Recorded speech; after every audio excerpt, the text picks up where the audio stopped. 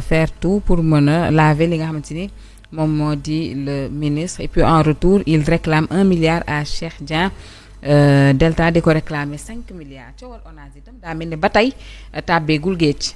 oui alhamdulilah comme dem nañ procès la justice dina trancher pour ñu xam véritablement yëf yi fan la wànnante di mu jéggatam parce que quand même les accusations moom dafa rëyoon lool bàyyeekoo ci Cheikh Dieng nekkoon fi directeur général ONAS mais jëm ci la tutelle mu di ki nga xam ne moom mooy ministre am donc c'est un ministre contre son directeur ñoom ñoo nekk nii di régler seen compte au niveau de la justice te xam nga en toile de fond lañ cey wax dafa nekk yoo xamante ne nii day remettre en cause wala day ramer à contre-courant justement li nga xam ne moom mooy seen slogan boobu nga xam ne moom nañu takkee rajo fu ne jaay ko Sénégalais yi muy jubal jubanti parce que boo dégloo Cheikh Dieng lim la waxoon ca conférence de presse am avec les arguments et bien sûr preuves yi nga xam ne moom la brandir da ngay xam ne effectivement lii nii il y a problème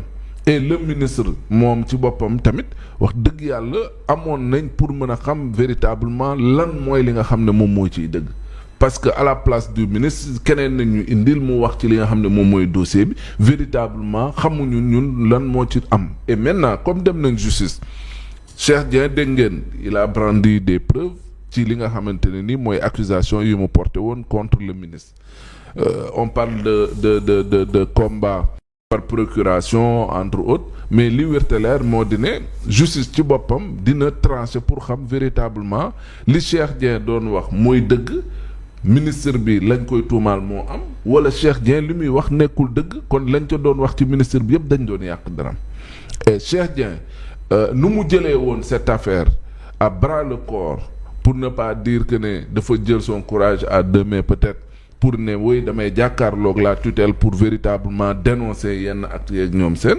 moom moo indi tey jii nii xaj na dossier bi toll fu mu toll dem nañ ci gendarmerie déglu nañ ko transmettre nañ ko justice ba justice fu mu nekk nii mi ngi ci àddu mais li wérte leer moo di ne problème boobu noonu moo am daanaka Ageroute problème boobu noonu moom moo am feneen ak feneen parce que c'est des en fait man nu ma ko mën a tuddee ay ñoo xam ne ay liggéeykat nekk ci biir kër ga ñoom ñooy génn di dénoncer kilifa yi parce que loolu mooy problème Cheikh Dieng ministre bi mooy kilifaam Ageroute Cheikh Thiam directeur bi mooy kilifaam ainsi de suite ñeneen ak ñeneen nit noonu peut-être dossier Azer bi moom ngay gis il y a 2 parties Intermac il y a 2 parties mais li ci ëpp les dénonciations mi ngi bàyyeekoo ci biir en interne ñi fa nekk ci biir ñooy remettre en cause doxalinu seeni kilifa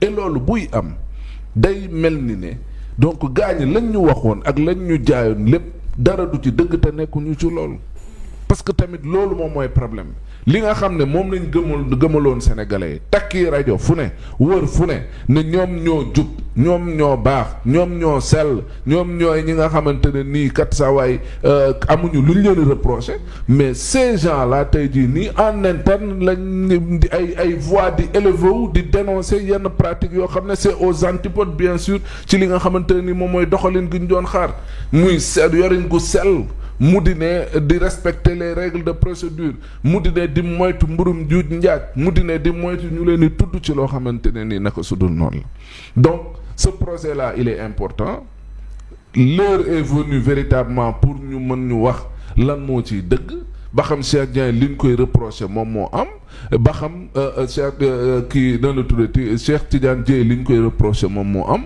wala Cheikh Dieng dafa nekkoon moom it di jéem a defanteeg moom rek mu jàpp ne combat de personne la wóoy ba lii nii mu jur lii nii lépp maintenant on l'attend également sur yeneen dossier Azer également il faudrait qu'on soit édifié véritablement parce que le dossier mi ngi entre les mains de la gendarmerie bëgg nañ tamit ñu xam véritablement lan moo ci am ak lan moo ciy dëgg maintenant nag dëkk ils sont sceptiques parce que jàpp nañ ne mbir yi dara du ci leer tant que ce régime-là est en place mais je crois que le président de la République gagnerait à ce que mbir yooyu nga xamante ni nii ay scandale nañ leen di tuddee te mu éclabousser ce régime-là depuis leur arrivée dès les premières heures de leur arrivée au niveau de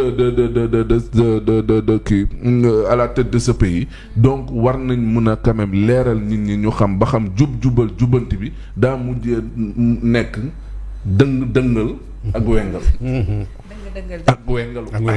dëngalati Ahmed, à chaque fois qu'on se couche et qu'on se lève il y a de nouveaux dossiers comme disent les Ivoiriens mais coowal Cheikh Dia il faut dire que les Sénégalais veulent réellement xam fan la mujjee parce que moo njëkk nag ci scandale ci régime bi ñu yegg seeg léegi. waaw xam nga mbiri Cheikh Dia moom dama doon wax ne. jafewul àtte tamit ndax. Cheikh newoon na moom fu ñu ko woo mu wuyu leen te bu ñëwee dina indi ay preuve ne li muy wax dëgg la jubadi gi nekkul ci moom mu ngi féete ci ministère bi alors démb ci procès bi boo seetloo nee nañ moom indaale na ay documents brandir na ko fa Cheikh Tidiane Dièye lu tax ñëwul loolu c'est une grande question moo tax boo demee ay avocat am sax ñu ngi naan dafa bëgg a gérer affaire bi par procuration waaw bañ a teew parce que doon nañ vraiment nag confrontation boobu doon na am solo aussi lool ñu xam kan mooy kan ci mbir mi ak ku nekk la nga waxoon ci ginnaaw sa moroom ndax ñeme nga ko wax. aussi mooy jàpp naa ne Cheikh Dieng ci combat bi mu nekk bu doon def démission bi xawma dàq bi mu amee man jàppoon naa ne da cee waroon na boole génn ci seen coalition.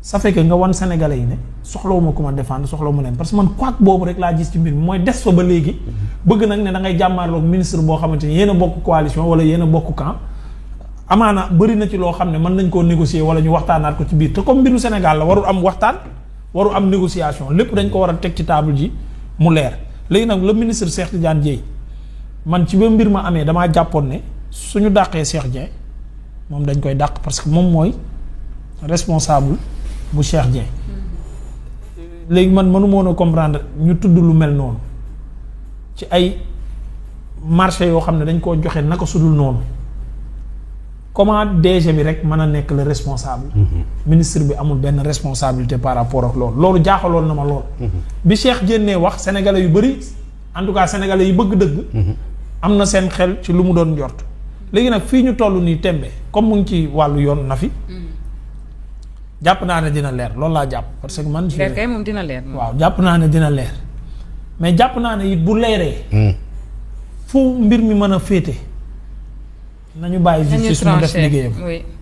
bu jaree ñu wàcce ministre nañu wàcce ministre bu jaree ñu teg ko ay daan nañ ko teg daan. bu fekkee Cheikh moo juum nañ ko teg ay daan parce que vraiment mbir mi sénégalais yi soxla nañ mu leer ba pare xaalis bañ fay tudd dafa bëri. ba pare ñu ngi jëmaat ci nawet bi coowal ONAS moom.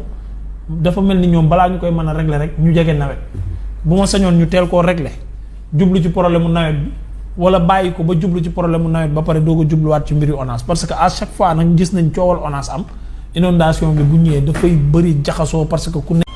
kii mu ngi ree. Déthié moom cadre la moom. bàyyi ma ak Déthié moom. 4000 yi moom mooy naa ci biir. dama ne Déthié transhumant. tamit réew mi tamit. vous n'êtes pas sérieux. Diomaye ko wax na dëgg.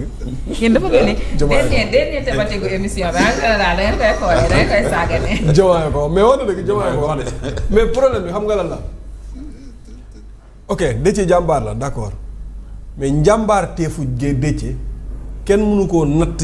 ci projet yii muy inauguré nii ak yii muy superviser. soxna si superviser man mën naa ko. waaw mais safal na de ba dàq ci ay nit. waaw nu defal ndànk loolu rigueur la ay projet la yoo nga xamante ne. mais boo yow léegi nihilisme nga non mais du question de nihilisme. c'est une question de nihilisme am na rigueur nag. c'est ça may ko loolu. non même ña fa nekk nangul nañ ko quoi. am na rigueur de. soxna si projet yi ëpp doole gi décembre ëpp doole bi laa décembre lañ ko waroon livrer. yu ci bari. non en fait yow dafa am benn épisode booy raté xam nga lan ngay raté mooy que Déthié bi gouvernement bi ñëw il n'était pas le ministre des infrastructures. maintenant retard boobu noonu ñu amoon. ba président bi doon aalu looloo tax ñu jox ko poste bi maintenant li taxoon ñu jox ko pour mbir yi gaaw a pare moom mu ngi ci loolu la réussir parce que dafa amoon retard. ba ñu ba président bi tiitoon ci JOJ yi bay wax ne léegi chaque jour dañ ciy def conseil interministériel. waaw mais lii maintenant biñ ko dénkee nag moom loolu réussir na ko li taxoon ñu dénk ko mission mooy affaire yi gaaw. du njàmbaarteefu Déthié. kan la léegi ko tax mu gaaw. du njàmbaarteefu Déthié. gaawaay gi kan non man waxuma waxu gaawaay gi. mais léegi yow lan nga bëgg nattee Déthié. waaw non Déthié. voilà Déthié xam fa laa ko bëgg nattee. waaw mooy ay projet yoo xamante ni moo ko tàmbali. ne ci ba projet bi jeex ba mu aboutir foofu laa koy nattee. quand il a des projets ay projet moom maintenant xaaral ma laaj par exemple projet tali ngaay bi nga xamante ni moo ko engagé. Fall mooy ma laaj léegi Déthié en tant que ministre des infrastructures prérogative am mooy état bi defar ay projet moom mu doxal ko. wala moom mu teg projet moom. est-ce que Déthié mooy teg mais maintenant kon nag moom mu ngi ci rôle. waaw defal ndànk yow yaa fi wax léegi. waaw bi kii ne état continuer la nga ne su leen arrangé. waaw ñoom su leen arrangé. waaw léegi pourquoi mu bëgg leen arrangé li may waaj a wax nii mu ñu bëgg ko dañ koy aakimoo. parce que état continuité lañ may wax. waaw ñëwal ces projets là ce sont des projets saa waay dem leen ngeen lire livre blanc wu Macky Sall. tous ces projets là. ce sont des projets yu nga xamante ni exécuté woon nañ ko à 80%. non yii projet yii kañ mën naa la cee wax. sax moo tax yenn yi sax du projet Macky par exemple comme Demba Diop projet FIFA la. moo tax ma ne suite Léopold Sédar Senghor FIFA moo ko financé moo tax ma ne superviseur man mën naa non man bu ma président jëloon. on a dit que les 20% qui restaient à la livraison moom daf ko accéléré. bi voilà c'est que moom ministère bi la ñuy xayma moom muy xayma état bi. xam nga ban mérite la ci. loolooy suñu différence yow ministère bi la ñuy génne ci état bi. non parce que yow da ngaa boo généraliser état bi tegagu fi sax projet bañ koy réaliser ñàkk a réaliser d'une manière générale. voilà maintenant lii du njàmbaarte fu Déthié. maintenant deadline yi nga xam ne dañ ko waroon a respecter ñu demoon ba am ci peur ñun ñëpp ba jàppoon ne JO yi dafay fomm ba États-Unis alerté woon ne boo otul li mu gis du ñëw. maintenant c'est ça que Déthié a réussi. waaw wàññiwul daa yokk honorable c'est ça qu'il a réussi c'est pas ses projets c'est pas l'initiative du initiative comme li ma la wax sànq les JO yi lu ñu ci mënti wax Barthélémy Diaz ak Macky Sall lañ ci delloo njukkal. maintenant nag bi ñu ñëwee ñoom doo ko toog tegoon nañ ministre des infrastructures affaire yi am lenteur yéex ba maare détaillé maintenant Déthié bi mu ñëwee li mu apporté moom mooy rigueur la apporté ci liggéey bi ñu deadline yi ñu mën koo respecter livrer ko. même rigueur boobu ñu bari mere woon nañ ko ci sax. waaw. man après li ministre bi wax nii ne 6h30 bi dañ doon def briefing man ku fa nekk ouvrier moo ma wax ne. effectivement pourtant li muy wax ngeen koy reetaan parce que am na benn jour ñuy wax fi teel a yeewu yeeg yooyu. mu ne ma pourtant effectivement bi mu ñëwee ba léegi gars yi xëyatuñ sax 7h 6h30 la ñuy xëy def briefing ba 7h doog a dem ci chantier yi. mais dañ doon teel a wàcc mais briefing yooyu am na lu bëri lu mu changé parce que mu ngi ñu doon wax enjeu yi ñun ñu ngi doon xëy ci chantier yi xamuñu woon sax enjeu yu Jeux olympiques yi ñun pour ñun dañoo jox benn chantier ñu war a tabax rek dem ñibbi mu ne ma mais moom da doon ñëw di leen wax enjeu yi pourquoi ñu war a rey seen bopp pour image yu Sénégal pour gaaw pare ko mu ne ma gars yi dañ doon xëy après di liggéey sax liggéeyatuñu liñ leen di fay mais dañ doon rey seen bopp parce que mu ngi leen doon galvaniser pour que affaire yi pare ndax image yu Sénégal waaw c'est ça le management bi mu ci def loolu rek la ñuy wax waaw mérite boobu la am le management qu'il a fait par rapport ak deadline yeeg yëpp ñu respecté ko mais à part ça non pour ñii état bi waaw pour état bi moomoo d'accord pourtant man nag moomoo laa àndal de Ahmed non temps yi ñoom moomoo wuy ma Fall gis nga leen de da ngeen croisé waaw tantôt ñu d'accord tantôt duma d'accord ak moom mais ci li mu wax ni Ahmed c'est vrai que wax na lu am solo le fait d'avoir peut-être donné un coup de pouce par rapport ak rigueur beeg ñoom seen mais tamit xam nga wax ji mooy est-ce que les chantiers se résument ci Demba Diop Iba Mar ak piscine olympique. non mais mu ngi yegg am na yeneen. ah mais ni ñu ko présenté c'est comme si Sénégal moom pare na nii pour organiser yëf yi. mais non. ah mais revoir ce qu'ils ont dit. oui mais alentour stade Léopold Sédar Senghor bi y a énormément. loolu moom dara ëpp liggéey sax parce que même les am na ci ay. activités yoo xamante non am na yu des de am na ci activité yoo xamante ne nii ci ñii ñu war a déguerpir nii foofu la ñu war a jaar te juguguñu ñu bari juguguñu. pareegul de. donc waa Colobane yaa ngi nous faire comprendre que comme si le Sénégal est fin prêt pour accueillir les JOJ fin prêt. et puis ñu bari dañuy njort ne sax am na ay activités sportives yoo xamante ni dañ ko nar a toxal Maroc. Mamadou si les relations deviennent encore parce que ñi nga xamante ni ñooy yor affaire yu kii xaw ma sport boobu nu mu tudd Ahmed. ñi yor vélo yi. cyclisme waaw ñooñu xajuñu fii ci périmètre bi diggante Ouakam Mermoz. non xam nañ fi kay. ah non mais ñi may gis noonu seen vélo yu mag yooyu. waaw. kon maa xamul dara ci périmètre Dakar mais je veux dire il reste xam nga ñooñu dañuy jël périmètre bu mag tourné. waaw c'est pas direct su fekkoon direct la duñ fi. waaw direct je parlais du direct peut-être mais bon il reste énormément de choses à faire. mais Déthié 80% yi pare na. livré na ko waaw. non 80 bari oui mais Fall tamit il faut ngeen def attention aussi parce que mën nañ leen na ca piscine olympique ak Léopold la joxe weeru nii. mën nañ leen wax pare na te buñ demee y aura des défaillances attention donc c'est à prendre avec des pincettes bu ñu parewee ñun loolu lañ bëgg alhamdulilah c'est tant mieux mais il faut faire comprendre aux gens que yëf yi limité wul ci piscine olympique ak stade bi il y a énormément d'infrastructures comme l'a si bien rappelé. bon yeneen yi dafa pare woon ba pare comme Dakar Arena. pour basket bi. Abdoulaye Wade. waaw Léopold Sédar Senghor lañ ciy dolli. déjà te Léopold Sédar Senghor alentour yi mooy problème yi. foofu sécurité beeg déguerpir beeg. organisation bi et tout loolu. ñu koy miir foofu moom duñ ko réglé wu parce que foofu moo gën a visible. et puis qu'il continue de travailler H24 parce que Déthié nee na à un moment donné il fallait travailler 24 heures sur 24. Alors si on maintient ce rythme certainement tout sera livré avant l'ouverture des Jeux olympiques de la jeunesse. Yeewu 6 heures du matin yi def na effet kon moom aussi c'est loolu moom may ko Déthié moo ko fa am. En attendant la livraison des autres infrastructures concernant les JOJ mais c'est vrai que la manière dont ils ont communiqué tout est fin prêt pour les JOJ il reste beaucoup de choses à faire déjà bu tëbee sax infrastructure yi mais fi ñu war a def sax yenn ci ay réaménagement ba tey am na ñoo xamante ne wax nañu ne duñu fa jóg manqué tout à l'heure waa Colobane ñu ngi door dàqe ak woy takk der yi ba tey parce que nee nañu duñu déggee piiru ñeneen noonu faudrait loolu lay rek loo fi indi dinañ ko tëggam tikk de moom bu yeboo seeni moo seeni bind moom tëkkam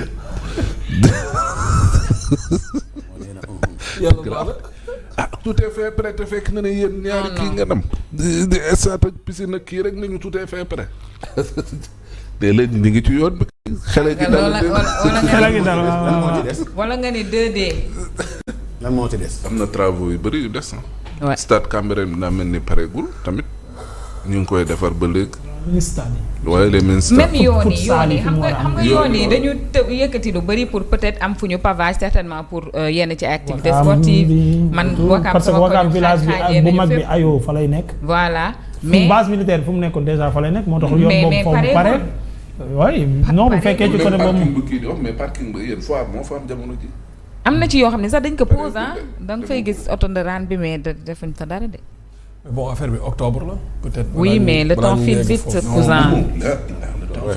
ba pare y a des infrastructures qui ne se font pas en 2 jours non pour le déguerpissement et kii bi peut-être ma ne. non normalement ñoom juillet la ñuy pare de te war nañ livrer avant. juillet waaw parce que normalement après comité olympique bi war na fi ñëw tout juste après le mondial. parce que non yaakaar naa ci la ñuy pare.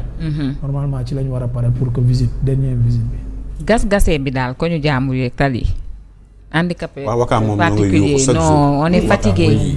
Ouakam moom da ngay def benn 2 heures de temps ci yoon bi. yàlla ne ñoom ñii tële nañ tële dëgg moo tax ñu ñi nga xamante ne ñoo fi nekkoon ngir soxla seen expérience xam nga Diomaye ni mu defee dialogue bi ay jël kee ñëpp peut-être di ñu ci bari di ko ŋàññi naan lu tax mu defee ko noonu lu tax lii lu tax laa moom xam na li muy def te xam na fi mu jëm également donc dañ koy ñaanal rek mu antu ndax ñun tamit Sénégal rek la ñu am te Sénégal bu demee dañuy ànd bu décoller dañuy décoller ànd ak moom mais bu suuxee également dañuy àndandoo ak moom suux donc lu ñuy rafetlu la le fait que nag ñii unanimité moom daanaka kenn mënu ko am ci àdduna ñii dañuy nangu après en retour ñeneen dañuy bañ mais li ci ëpp importance mooy man lu ma jàpp mooy il a réussi à 90% donte dialogue bi démb la commencé tey mooy 2e jour il a réussi parce que lu tax ma ne il a réussi les anciens premiers ministres yi nga xamante ne nii ci nguur yi ñu bokkoon wax dëgg yàlla am na lu ñu def ci réew mi ñëw nañu wuy si ko déglu nañ ko jox nañu ko seen xel te jàpp naa ne su jógee ci lii nii incha allah dina doxal li nga xamante ne mooy li ko ñi am expérience wax gannaaw ba ñoom amuñu expérience en tout cas man loolu laa gisuma expérience bu ñu am ñoom parce que bi ñu ñëwee ci réew mi la lépp nërmeelu lépp sooxe Sénégal yaa ko fi wax démb Sénégal di dox di dem di arrière Sénégal di dox di arrière alors que yeneen dëkk yi ñu ngi avancé ñu dem ba Guinée di ñu raw économiquement ñu dem ba Sénégal ci Afrique de l'Ouest ñu siy jël ndàdde ci côté économie loolu vraiment c'est malheureux et ñoom waruñu nangu puso bi réeree seen loxo parce que bu loolu amee dañuy sacrifier toute une génération parce que seen génération bu fi taxawati di laaj réew dinañ ne la ñii amuñu expérience ndax gis ngeen ñi fi newoon li ñu fi def donc lii moo baax am réew dañ koy pencoo waxtaane ko ku nekk wax na nga xamante ne bu ñu ko defee day jaar yoon ñu boole xam-xam yu baax yëpp dajale ko exécuter ko réew mi dox donc nii la échoué ngeen nangu ne échoué ngeen loolu dara newu ci. Aïcha on va certainement.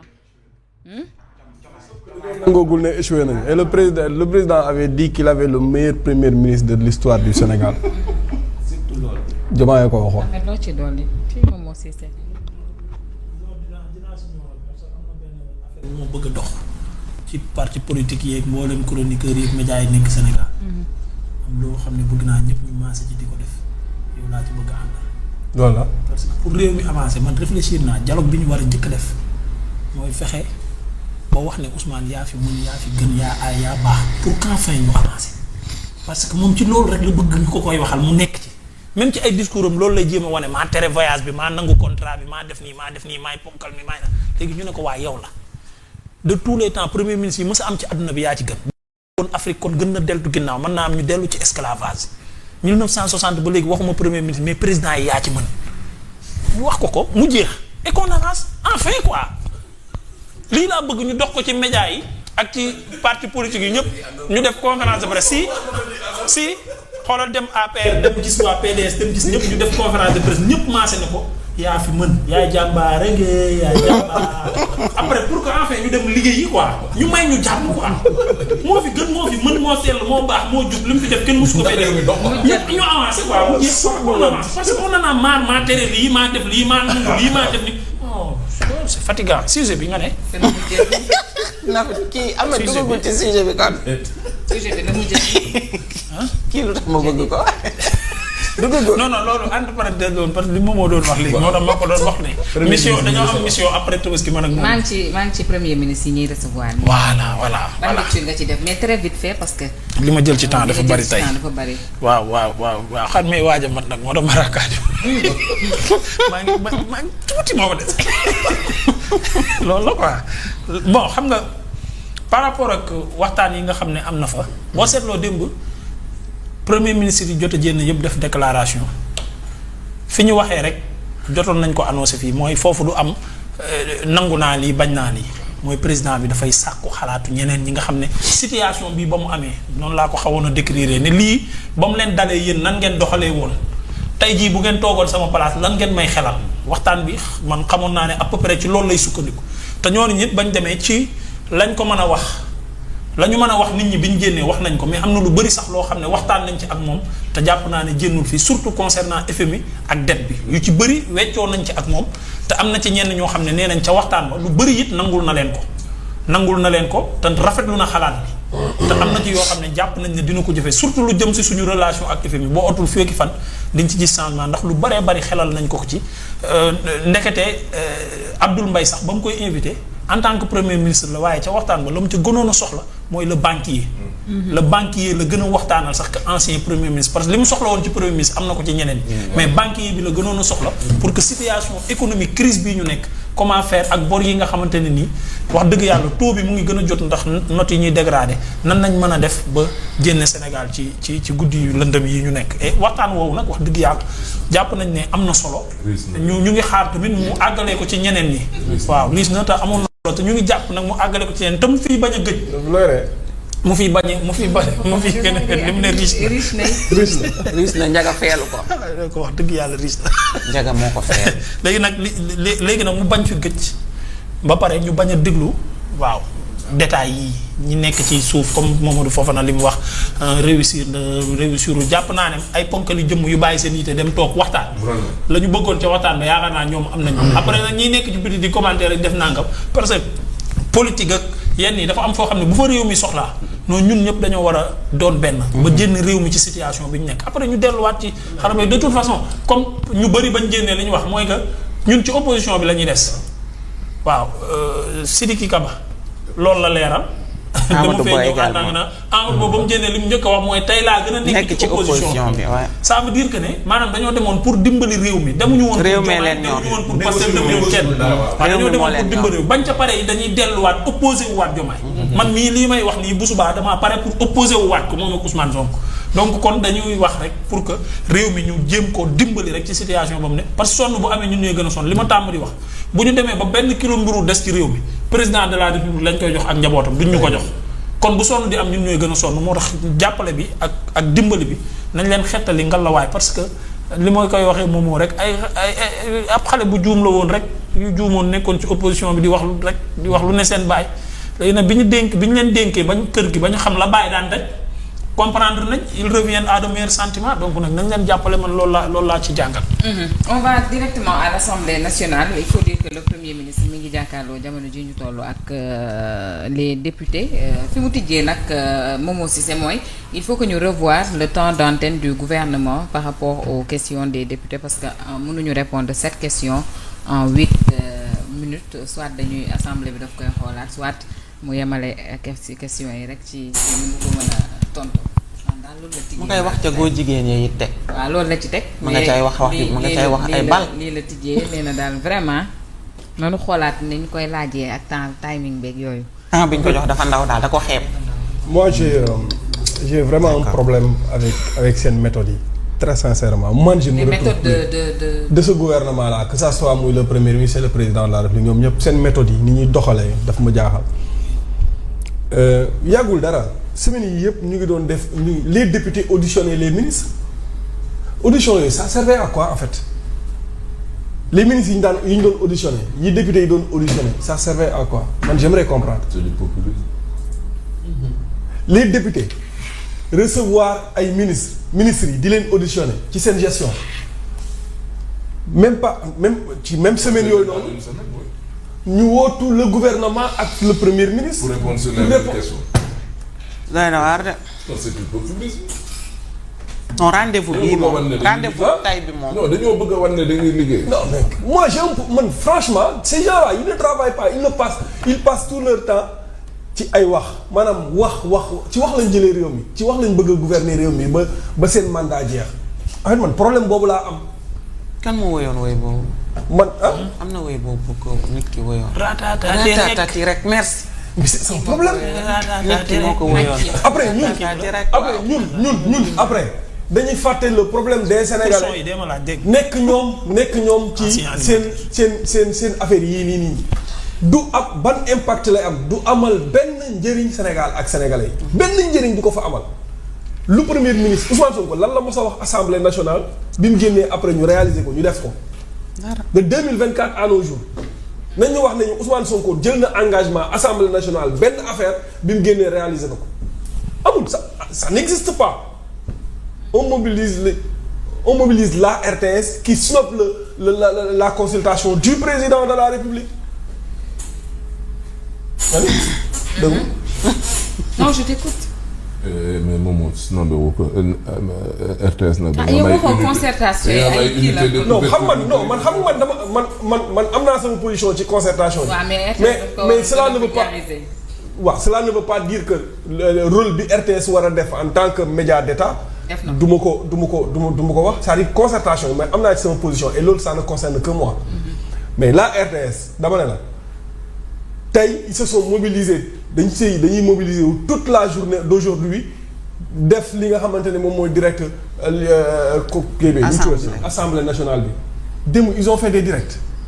waaw parce que démb c'était privé voilà dañu waroon direct ci biir ma yaakaar ni dañu conclusion yi dañu war a rendre public sax amul. et puis démb la RTS nag bokkul yow tamit. ci sortie yi laay wax ci sortie yi. waaw mais bokkul yow tamit. dañ fay taxaw di xaar ay mag yuy waxtaan suba. man su ma nekkoon directeur RTS su ma nekkoon directeur RTS. non mais seen waxtaan bi ci biir kenn génnew ko. bi ñu génnee dañu def réaction. comme ça mais on a la RTS a toutes les réactions moom wala. mais dialogue ça se passe comme ça. sa moto bu keroog bi jaaxal ma bu keroog bi ñu bàyyi presse bi ñu dugg ci biir loolu taxoon mu jaaxal. su ma nekkoon directeur RTS toute la journée d'hier dama koy def ay édition spéciale di inviter ay spécialistes bu kenn génnee ba wax ñu décortiquer en attendant keneen génn. waaw ça c'est une bonne idée.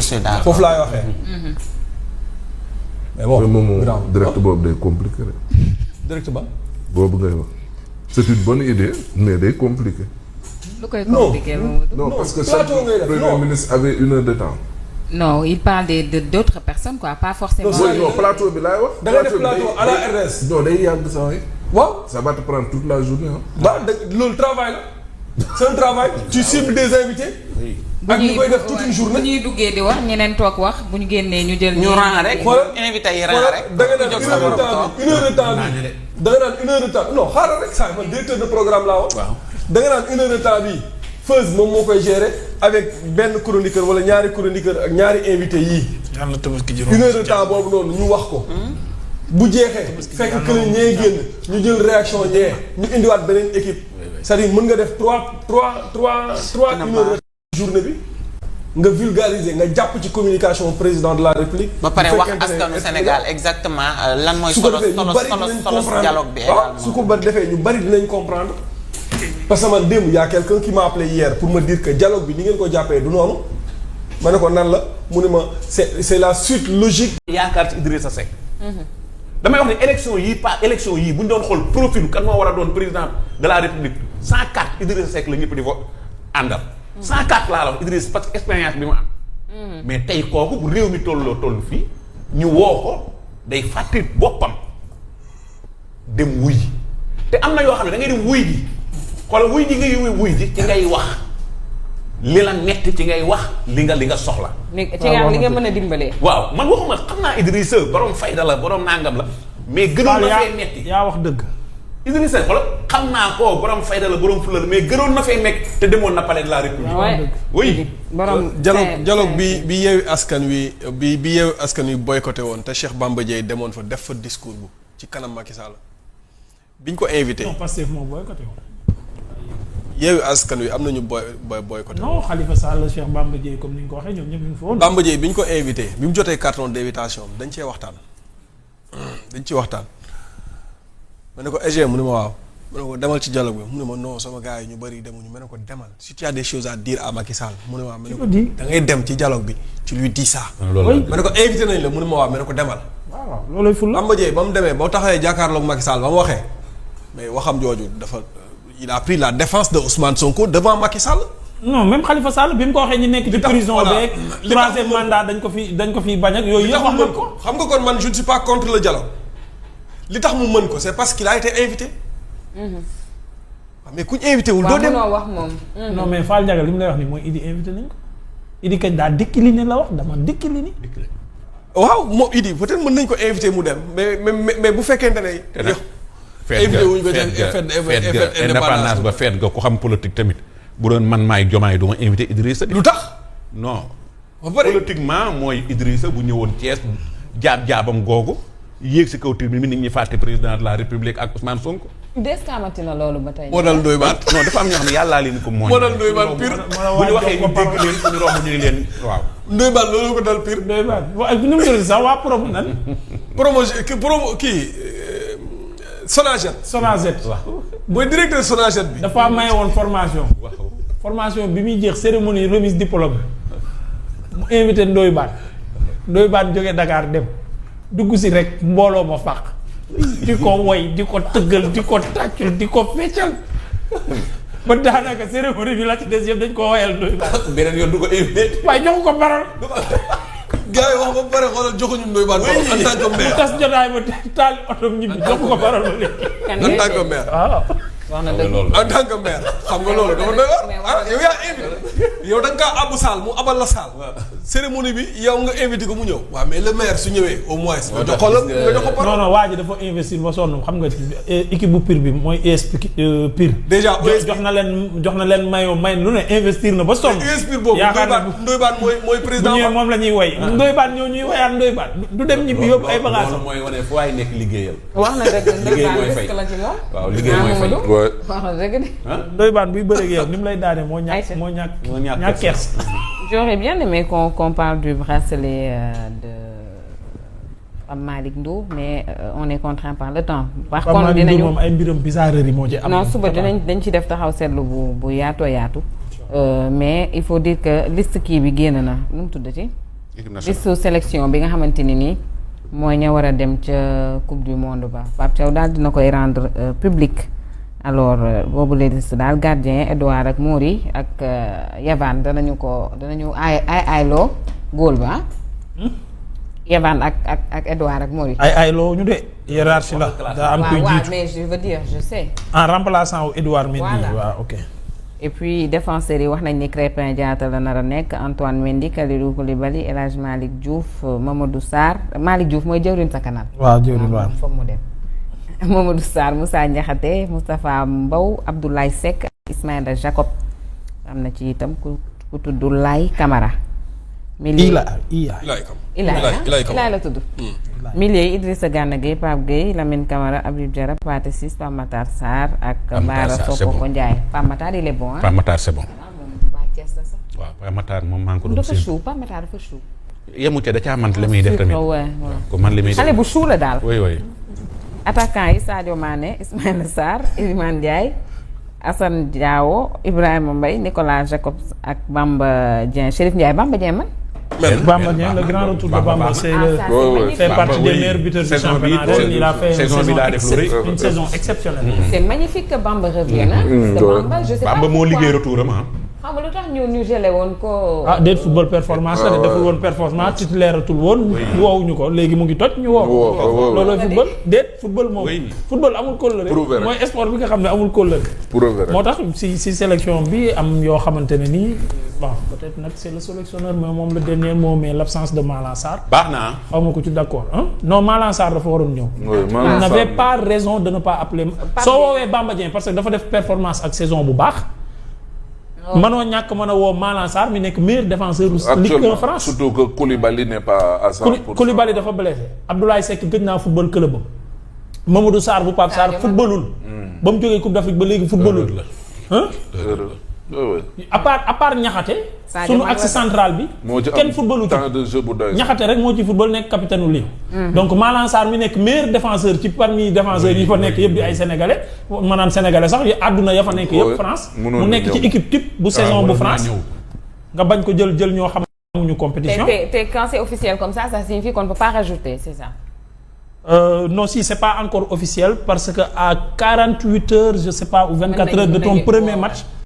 mais pas woowaat ku la neex parce que il faut mara détail je touche du bois mu am blessé wala am maladie ou quelque chose comme ça voilà c'est une liste officielle mais pas encore officielle ci FIFA voilà dès que nag ñu def premier match c'est officiel est-ce que dina ñëwaat gëwuma ñu woo ko mu ñëwaat déjà renoncé bi mu renoncé France et tout saison bi def mënoon na ko woo kii nag dugg na Pape Gueye Pape Gueye bien sûr Pape Gueye bien sûr parce que bu doonee Pape Makhtar Sarr mën nga comprendre parce que Pape Makhtar Sarr secteur bi mu ne donte footballu mais amoo oui lu tax nga mën a comprendre moom laa expliqué. nag dañ ko teg ci banc bi ci Afrique bi nag Coupe d'Afrique. non mais parce que footballatul Tottenham et c'est un bon joker mën nga ko woo mu ñëw parce que secteur bi mu nekk ña fa nekk ñu ci bari.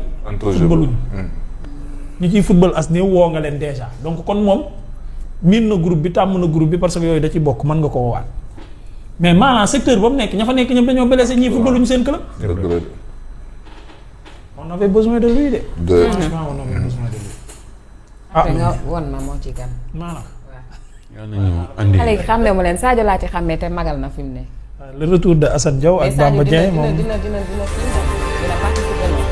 bien sûr Sadio. dama déggoo mais mooy sama dernier lien. non Coupe d'Afrique mooy dernier Coupe d'Afrique am. waaw man xaw ma dara. waaw mais te fa Sadio bii di ñëw sax war naa mën a ñëw soriwul janvier le 2 temps 3 mouvements mu ne la c'est mon dernier quelque chose. na ñëw rek. fii la ñuy joxante sax rendez-vous suba incha allah. Très cher Mamadou. On a fait le tour. On se donne rendez-vous demain incha allah. Iba Seye mi ngi lay nuyu sama waa ji. ah. Iba Seye mi ngi lay nuyu sama waa ji moom kii waaw. Ahmed mi ngi lay nuyu bu baax di leen nuyu yéen ñëpp. koy fay bu suñu yaay Jeena ba Fall di ko nuyu ba ak soxnaam Dekko mi ñuy seetaan en direct. man maay sonn donc il faut que ñu am yërmande tout envers ñun quoi ñu nangu à un moment donné ñu waxtaan bu politique jotee ñu politique at kenn faralu fi Diomaye. entre dem waxtaan ak dem bokki coalition am c'est deux choses différentes.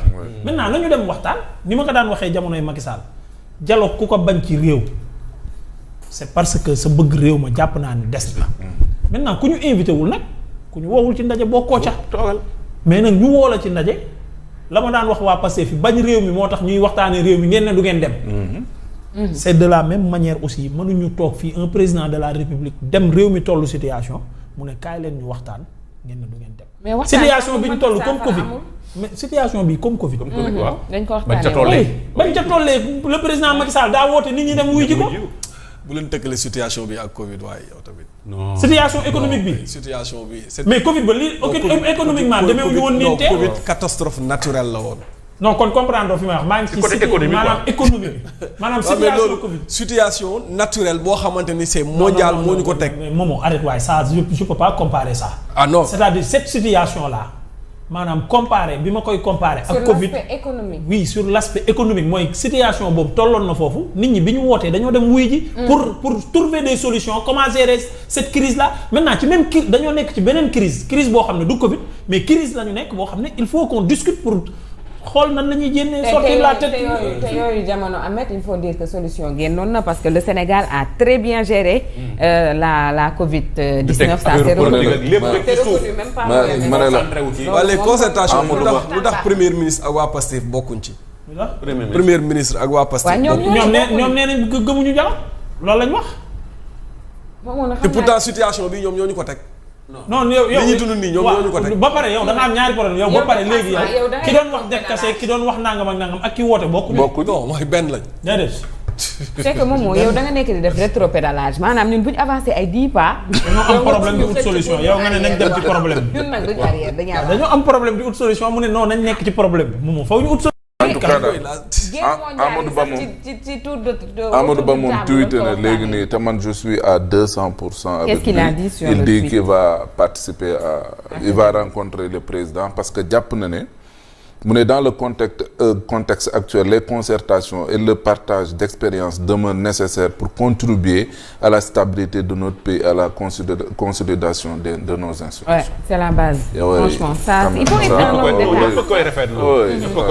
Moom ça il faut je pense que dans ce pays ñu ngi wëyandi di am des hommes d'État yoo xamante ni. Ils ont le sens de la responsabilité. Nafi moi je ne suis pas contre le dialogue je ne suis pas contre le dialogue d'ailleurs non man je suis pas contre un dialogue. Oui, on sait. daaw damaa dal ci kaw waa APR lu tax demuñu ci dialogue ba. moi je suis pas contre un dialogue de. mais je suis contre ce que le président est en train de faire c'est pas un dialogue c'est des concertations nationales. lu mu tudd léegi kon yow. moo ko xam. mais man je suis d'abord je suis ci départ ba laa leen wax ne leen format bi ak kuñ mën a invité man mii suñ ma woowoon bu ma Diomaye woowoon. damay dem ba foofu ne ko format bi d'accord ma ci. parce que non le président de la république ku mu woo xaaral le président de la république. waaw man dama waxu daaw mooy sama waxu ren dama ne le président de la république ku mu woo amuloo sañ-sañu bañ. ku mu mën a doon da nga war a dem wuyu ji. suñ la woowee nag laa la wax. waaw d'accord. boo d'accord ci format beeg boo d'accordul ci format bi mais man dama ne la format bii ko président defee. man convaincre ma d'accord ma ci. d'accord maintenant Momo entre le format ak l'objectif yow lan moo ëpp solo. mais dama xam lan mooy l'objectif son objectif da ngeen gis les termes de référence. mais Momo yow. non est-ce que tu as vu les termes de référence. mais réew mi la ñuy waxtaanee dégg. non mais dama ne termes de référence yi est-ce que gis nañ ko. waaw bu ñu ko rendre république kay. les termes de référence dafa waroon ñëw bien avant le dialogue. Momo mais su Macky combien de fois yéen. Macky woote na fi dialogue terme de référence yi balaa ñu di ko les dialogues nationaux là. oui non. si les dialogues man de personnellement en tant que journaliste dama daan jot les termes de référence. dama ne Momo li ngay wax ni c'est que. tamit il faut nga nangu ne ñun avancé nañ. sauf que lii xamuñu lan lañ fay waxtaanee parce que gisuñu les termes de référence. non yow gisoo waaw gisuma ko. waaw d'accord yow gis nga wax la oui. mais ñi man gisuma les termes de référence. invité certainement ils connaissent lan la ñu nar a waxtaanee jéem mu am moomoo et waaw puisque c'est des ci conclusion yi puisque c'est des concertations ciblées peut-être ñi ñu invité jox nañ leen ay termes de référence. on saura à la fin ci conclusion yi lan lañ fa doon waxtaan mais on pense que d'ailleurs une heure nga am loolu lépp c'est défini. on pense que ci actualité réew mi la ñuy waxtaanee ni mu nermeloo naka la ñuy def ba génn ci 4e sous-sol bi. ma ne la na ci ut profil sax ku muy nommé premier ministre man loolu yëpp na ci boole waale. na xool kum ciy baab. ne ko kaay ji ne ko ñëwal ñu bokk réew mi jéem ko liggéey mooy dëgg. man loolu d'accord naa ci de. ay yooyu yenn wax yi gars yi di wax nii loolu dépassé nañ ko yooyu ay waxi xale la ak waxi caaxaan. dama ne la kum ci tabb ku mën a dem pour sauver réew mi demal. boo paree nag après nga génn jàkkaarloo waatu moom ñun amuñu loolu ci problème ku mën sa morom duma sénégalais ñooy départager. On va certainement avancer Momo Cissé je te laisse un peu de souffler. Ahmed mais imposé ko mu naan ndox. waaw foog mu naan parce que moom mii tey. doy na waar kii mi ngi reere mii. c'est un suukar.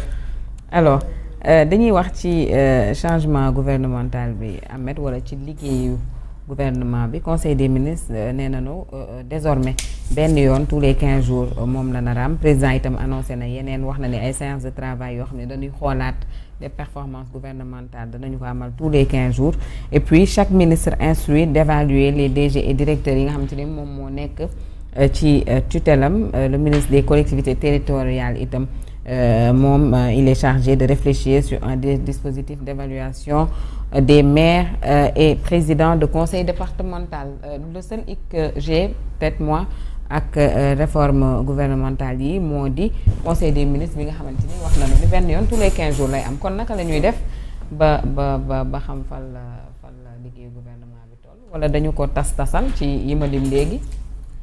xam nga lii rek war naa tax ñun moo xam ne ancien premier ministre yi war nañoo dem waxtaan ak. man bu ma juddoo ba tey moom conseil mës nañu ko toxal de jugal toxu.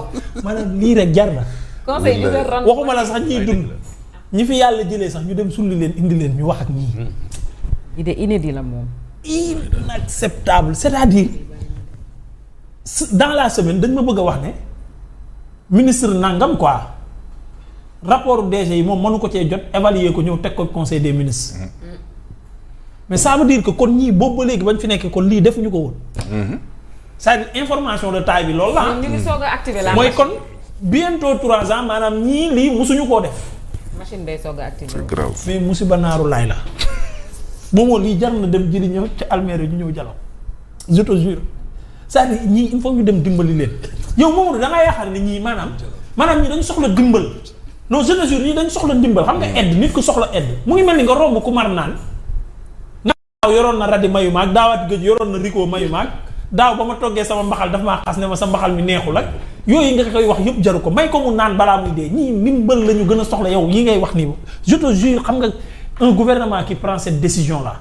xam nga ni kii xamul li xew. il nous xam nga manifestement mu wan ñu ne man daawuma liggéey ñun ñu ngi doog a commencer liggéey et li ma waaj waxoon ndeysaan bañ leen di doog a fal nag la ma benn journaliste waxoon ngoon nga mooy ngoon nga ñu doon sibule mu xool ma ba si yàgg mu ne ma amel ma ne ko waaw mu ne ma soo mal baare. dëgg ngoon nga ñu leen falee la ma ko waxoon yàlla xam na ko xam naa ne mu ngi may dégg mu ne ma amet ma ne ko waaw mu ne ma amet